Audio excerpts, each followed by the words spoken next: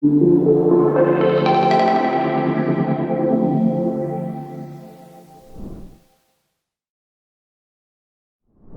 everyone. Thank you very much for joining us here at Kroll Virtual Space at MindSec. I'm Walmir Freitas. I'm the leader of Cyber Risk Services for Kroll. If you don't know Kroll yet, we are a multinational company with a global presence in many countries. We provide services on risk governance, investigations, and of course, cybersecurity. I have the honor to talk and speak today with my colleague and North America leader for Cyber Risk, Devon Ackerman. Thank you very much, Devon, for joining us today. Why don't you begin giving a little context of your career, background, personal life, whatever feel good to talk. Absolutely. Thank you so much for the invitation, the introduction. So for everyone that is seeing this, my name, as Walmir introduced, is Devon Ackerman. And at Kroll, I lead the North American practice for the Americas on incident response investigations. My background before Kroll, I was a supervisory special agent with the Federal Bureau of Investigation here in the United States. I investigated and focused on cyber-based crimes and the related investigations into victimized organizations. So when a company was hacked or intruded upon, I led some of those investigations for the FBI. Very similarly to what both Walmir and I do now at Kroll. It's a very good natural transition for our skill sets. We at Kroll lead forensic and incident response investigations for our clients who have experienced some type of a data event. The only other thing that everyone may find interesting is before Kroll and before the FBI, I owned an IT company, an information technology company in Georgia in the United States. And then that led me into my law enforcement career. Walmir? Oh, thank you very much, Devon. So today we're going to talk about emerging threats and the pandemic scenario. Everybody knows that after the pandemic started, maybe early last year, things changed. We changed the way we work. We're working more remotely. My colleagues in the United States, they always have been working from home, but here from Brazil and other Latin America countries, things change a lot. And also change the way companies are doing business. The e-commerce transactions augmented a lot. And with this, we experienced a lot of increase in the intrusions and attacks in the cyberspace. And that's why we're talking about this today. So, Devon, can you give a definition what is emerging threats for you? And, with all these incident response cases that you act on, I feel that you deal with hundreds of them every year, right? What's your definition of it, and how you correlate so many incidents with new emerging threats? Is it possible to catalog them? Give us your idea on this, please. Absolutely. So to kind of level set with everyone, Kroll globally across all of the regions and countries we have presence in, from Latin America to North America, even beyond to Europe, Australia, and the Asia Pacific region of the globe, we have about an average of almost 3,000 investigations annually. So we have a broad set of experience within the global team and certainly within the regional teams, because this is what we do. And so there have been some interesting emerging threats and trends over the last, I would say, 8 to 12 months. And so a couple we'll talk about today that I'll talk about at a high level now.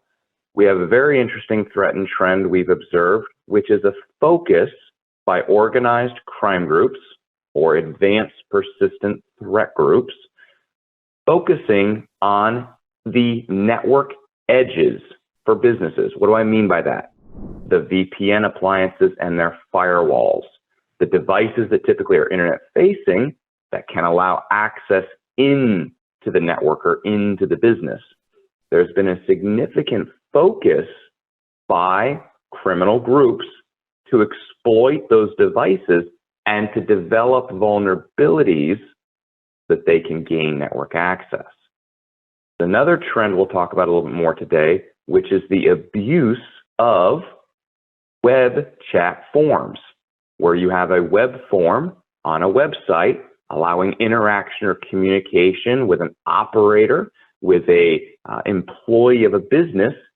And we're going to talk about how sometimes that can be abused to pass malware into a business or a company and use that to gain network access. Wow, that's real life, right? So I don't know, Devon, for the audience, I'm sure that we have people with different backgrounds, different skill sets. Most of the audience of MindSec are from security guys like ourselves. So in terms of what you have seen in emerging threats, you have already mentioned a few of them. Can you elaborate a little more, giving some real life examples, some case that you have been working on? And of course, we don't need to mention clients, but you can share, a little more for details on that. Would you please? Yeah, absolutely. So let's talk about the VPN appliances and vulnerabilities for a little bit. Kroll has worked probably 300 to 500 investigations just this year where the intrusion vector is the VPN appliance. There's no particular brand or model that is responsible for all of these, but if you spend a little bit of time just searching the internet, you will find a broad set of what we call CVEs, or critical vulnerabilities. These critical vulnerabilities are typically assigned a CVE severity code, meaning that it is severe on a scale of 1 to 10 or 0 to 10, 10 being the worst. What threat actors do in our experience, and from my experience in prior law enforcement, is they will study the publication of vulnerabilities because most businesses do not patch immediately. So we had an investigation recently in which a particular VPN appliance had a very interesting vulnerability discovered. The vulnerability allowed for an unauthenticated external threat actor target the appliance, the VPN device, and retrieve or pull back clear text usernames and passwords. So I have a non-employee, a non-authorized individual, a hacker, a criminal, who through the exploitation was able to pull back usernames and passwords from the VPN. Once they had those, they just logged in. You can imagine now they're in the client or victim network, and they're able to go through something we call the intrusion lifecycle, which we'll talk a little bit more about today. Oh, that seems very sophisticated. So you mentioned something about chatbots, right? It seems more real life things, more easy to understand, for all the audience. And with this pandemic, I'm sure that many companies use a virtual channel to talk to their clients because, people that, they work in call centers, they work at home, so they have to share their time with many customers at the same time. And chatbots or chat online, like we say here in Brazil, they are very used nowadays, especially the pandemic. And you mentioned something on there. Can you elaborate a little more, please? Absolutely. So we've had a percentage of investigations just this year and some last year, but it seems to be an increasing trend where websites or online chat functions, like you mentioned, if they allow for a user to submit a file or to upload an attachment, we have actually seen that be the way a threat actor starts their intrusion. And so what do I mean by this? If you've ever been to a website where there is a chat box, you can start the chat, begin communicating with a real person, and at some point during the conversation, have an option to upload or send a file. Right? The legitimate purpose is normally to transfer a picture or a document, proof of something, right? Maybe it's for insurance or it's for proof of sale, a receipt. But if I can upload a document or a picture, conceivably, we can upload malware. And so what has happened in some of these investigations, threat actors have looked for these online chat forms or chat conduits into a business. They'll strike up the conversation. They will, frankly, not be a legitimate conversation. Their goal is to proceed the conversation to a point where they can introduce a file. Most of our experience on the receiving end, the victim end, is that the business or the operator is not technically inclined. They serve a function, a very important job function in the business, but they are not hunters like you and I, right, Walmir? They do not know how to recognize malware. So they'll click a file they've received. Perhaps it doesn't open the way they expect. It doesn't open Microsoft Word or another tool. But if they open it, usually that's enough for the malware to execute, and now their computer is infected. So the threat actor, the bad guy, the criminal, has just figured out a very good way to basically leapfrog into a business, into an environment, and now they have internal control and access. Wow, that's incredible. Honestly, I wasn't aware yet of this kind of intrusion, but it's been very normal nowadays, especially for these virtual channels that people are using. Do you remember any other case? You know, we can always say that's emerging threats or not, but if you can share another case or another experience that you feel relevant, Devon. Absolutely. Let's talk about the continued abuse of non-MFA or multi-factor authentication protected email. Now, we talked about VPN vulnerabilities.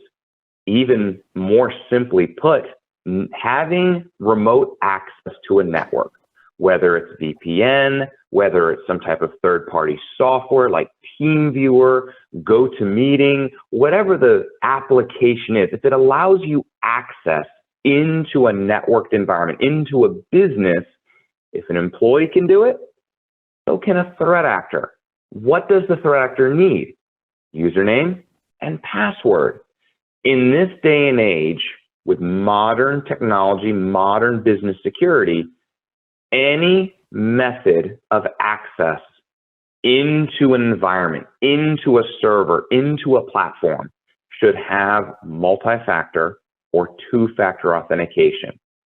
A way for the legitimate user of the credentials to establish they are the real person, right? Computers don't know if you are Walmir or I am Devon. They recognize a username and a password, and they validate if they are correct, and then they allow access. Long as a threat actor, a criminal, has the ability to steal, obtain, pilfer those credentials, they can do the same thing a legitimate employee can, log in.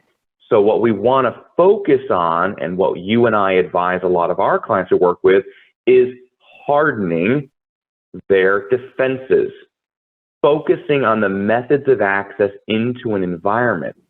Email, remote access, cloud-based platforms, web applications, whatever it may be, what is the method of access and how can we secure or better harden that access? And multi-factor authentication or two-factor authentication is one of the best ways to protect the traditional and easiest method in by a bad actor, which is a username and password only protected vector. But let's talk about email for a minute.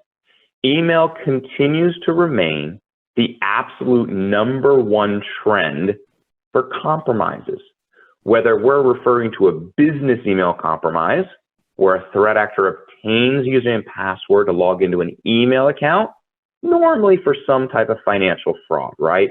We've all read the articles, we've all worked the investigations or heard about it.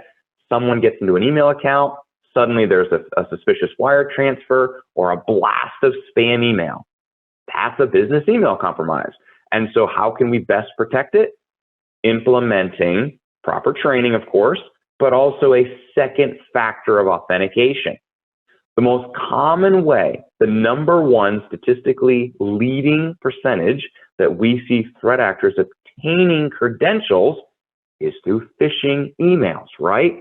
So an email that I, a bad actor, send to you, Walmir, and of course you would never fall for this because you're well trained, but the goal of that email is to cause you to click a link that leads you to a very real-looking login page. The purpose of that login page is to collect your username and password, right? Whether it's to download a document, access a voicemail, whatever the ruse, the made-up scenario is, if it's illegitimate, if the threat actor controls it, they have your username and password. This still remains the #1 leading way for credentials to be compromised. We humans, we people, we're trusting by nature, right? We receive something, we believe it is what it is, and for those that are not as technically trained, they believe it. And so this, probably about 30% of our investigations globally and annually have a business email or phishing component to them. And that is a massive percentage when you look at almost 3,000 investigations a year. Well, but at the end of the day, it seems like we are like security professionals, and personally myself, we have the impression that sometimes we chase your own tails, you know what I mean?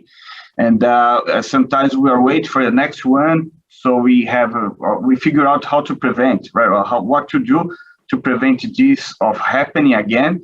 And sometimes that we have the impression that we're losing the battle. Okay, so what else do you recommend?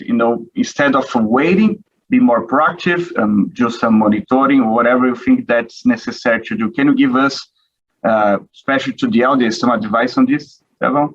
Absolutely. So Walmir, you and I both know, working with our clients, working with organizations that have been targeted by threat actors, there's 2 leading ways to respond or proactively prepare for the next event. And some people may question that. The next event, aren't you, Kroll, supposed to be helping me so I don't have another event? I'll be very honest with everyone seeing this. There will be another event. Every business is going to experience a minimum of multiple events every year. They will not always be large or big, and most hopefully will be thwarted or stopped. But threat actors are as numerous as the defenders, people like you and I who help defend and protect companies. So let's talk about 2 proactive measures we regularly recommend. First and foremost, we've got to help protect the perimeter, the edge. We've talked today about VPN and credentials. So one of the services we provide is proactive vulnerability assessments, where we scan or we evaluate the security of a business. We think like the threat actors. We leverage the knowledge, the experience we have working these investigations to implement those same techniques against unaware businesses. Of course, as authorized by the business, right, under a scope or statement of work, but the goal is to highlight a potential vulnerability before a threat actor leverages that vulnerability. And this is something that should be happening quarterly or annually at a minimum. And here's why. In 2020, we saw a significant sweep of vulnerabilities. For normal businesses that focus on a patch management cycle, or where they install patches or vulnerabilities quarterly, every 3, 4, 5 months, it is too late if a vulnerability comes out on one day to wait a month or 2 later to patch it. Threat actors are routinely upping their game. And we saw this with something earlier this year in 2020 called proxy logon, or the Hafnium exploits against Microsoft Exchange servers. Regardless of the technology or the operating system or the produced appliance, there will be vulnerabilities. So the goal of a proactive risk assessment is to identify those and proactively patch them as quickly as possible to prevent or mitigate a future attack. Talk about the inside of the network briefly. So we've talked about the outside, right? Trying to keep threat actors out. Eventually, a threat actor is going to get in one way or another. And so how do we protect the inside? The inside of the network, let's be very straightforward and simple. It's computers. It may be desktops, laptops, it may be servers, but at its core, they're computers. So the goal of Kroll in proactively protecting our businesses that we work with, the clients we work with, is something we call EDR, endpoint detection and response technology. There's other terms for it, MDR, managed detection and response, or XDR, extended detection and response. Regardless of the buzzword, the technology and the goal of it remains the same. Augment antivirus, which is only going to catch about 20% of modern threats. And if a threat actor is abusing the VPN and logged in as a normal user, your antivirus solution will never catch that. So EDR focuses like a black box flight recorder in an airplane. It records everything. We're seeing in near real time what's happening in a network, on a server, on a user's computer. I'm not seeing the documents they open or the emails they open, but I'm seeing how the computer is working, right? And so that tool, that telemetry, gives someone like Kroll, as the managed reviewer of that service, the ability to respond quickly to an event, but also help mitigate and stop a threat actor's intrusion life cycle, right? They will have a start and they have an end. Our goal is to stop them right at the beginning versus realizing they've gotten all the way to ransomware or data theft. They've proceeded all the way through their intrusion life cycle. We want to stop them at the beginning, and EDR helps us with that. Walmir? Yes, thank you very much for perception, Devon. So I think the key message is to be proactive, right? Think ahead. And that's the message to our audience. And we are here to help. Kroll can assist you, your company in many ways before and during a crisis, right? So I would like to thank again, Devon, for your participation, for sharing your knowledge. And thank you everyone for attending this session. And stay tuned for more news or more contents on your virtual space here at Mindset. Thank you. Pessoal, só recadinho, por favor, fique aqui no nosso stand virtual logo após a sessão, porque eu e o Devon, a gente vai estar respondendo algumas perguntas, é uma sessão de Q&A, então a gente vai ficar por aqui mais meia hora à disposição de vocês. Bom? Obrigado.